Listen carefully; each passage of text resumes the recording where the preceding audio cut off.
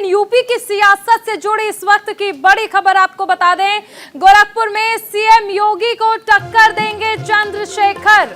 गोरखपुर सदर से चुनाव लड़ेंगे चंद्रशेखर आजाद। इस वक्त की बड़ी खबर आपको बता दें, भीम आर्मी पार्टी ने यह ऐलान किया है कि गोरखपुर सदर से चुनाव लड़ेंगे चंद्रशेखर। यूपी की सियासत से जुड़ी इस वक्त की बड़ी खबर आपको बता दें, अभी कुछ दिन पहले ही चंद्रशेखर ने यह ऐलान किया था कि वो अब किसी भी पार्टी से गठबंधन नहीं करेंगे। संवाददाता विवेक तिवारी हमारे साथ फोन लाइन पर जुड़ गए हैं। विवेक, सीधे तौर पर अब चंद्रशेखर ने यह मूड बना लिया है कि योगी आदित्यनाथ को टक्कर देंगे गोरखपुर सदर सीट से। जी बिल्कुल, अभी उनकी जो पार्टी है आजाद समाज पार्टी, उसमें उनका नाम डिक्लेयर किया है। गोरखपुर सदर से चंद्रशेखर आजाद लड़ेंगे और यहीं से योगी आदित्यनाथ को भी भारतीय जनता पार्टी ने अपना प्रत्याशी बनाया है। तो अब योगी आदित्यनाथ के खिलाफ एक मजबूत प्रत्याशी जो एक पार्टी का अध्यक्ष भी है वो उनके सामने होगा। समाजवादी पार्टी, कांग्रेस और बहुजन समाज पार्टी ने अभी प्रत्याशी डिक्लेयर नहीं किए हैं। तो कहीं ना कहीं चंद्रशेखर रावण ने इसमें लीड ली है और योगी आदित्यनाथ के मुकाबले खड़े होकर वो कुछ न कुछ जरूर हासिल करेंगे। वो जीते या हारे, लेकिन योगी को टक्कर देने के बाद उनकी अपनी हैसियत पार्टी में और अपने समर्थकों के बीच बड़ी हो जाएगी, इस बात की उम्मीद की जानी चाहिए। तो ये योगी आदित्यनाथ के खिलाफ एक पहला बड़ा नाम सामने आया है। चंद्रशेखर रावण पहले भी इस बात को कह रहे थे, जहां भी योगी आदित्यनाथ लड़ेंगे वो उनके खिलाफ चुनाव लड़ेंगे।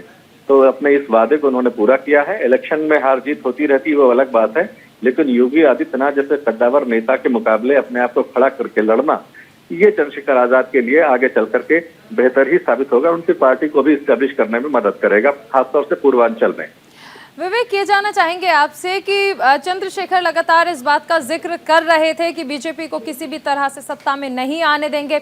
हालांकि उन्होंने तमाम कोशिशें की, बीएसपी की तरफ भी चेहरा घुमाया था कि शायद बात बन जाए। समाजवादी पार्टी में भी देखने को मिला कि अखिलेश यादव से कुछ खास रिस्पॉन्स नहीं मिला। उन्होंने फिर आरोप लगा दिया कि नहीं, दलितों का भला नहीं चाहती है समाजवादी पार्टी।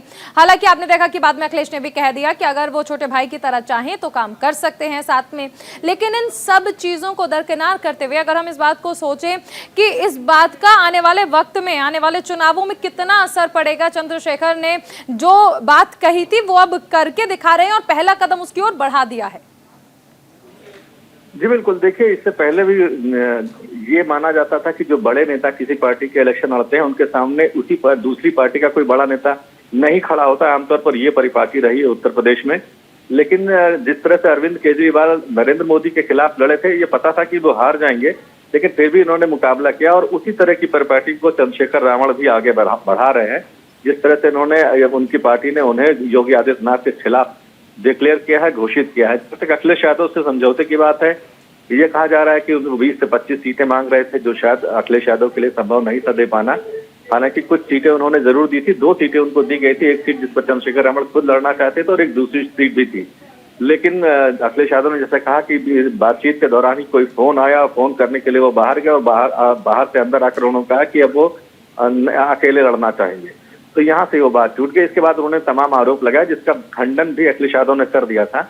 लेकिन अब चंद्रशेखर रावण योगी आदित्यनाथ के खिलाफ मैदान में हैं, तो क्या इतना मजबूत प्रत्याशी समाजवादी पार्टी देगी, बसपा देगी, कांग्रेस देगी, या उनको दूसरे जो विपक्षी दल हैं उनकी तरफ से कोई समर्थन मिलता है, ये अभी देखना बाकी होगा। लेकिन फिलहाल चंद्रशेखर रावण ने कहीं ना कहीं योगी आदित्यनाथ समाजवादी पार्टी का जिक्र हो रहा है और बात अब क्योंकि यूपी की सियासत से जुड़ी हुई है, यूपी की सियासत में देखिए इस बार तमाम दिग्गज जो हैं वो मैदान में उतर रहे हैं अलग अलग पार्टियों से।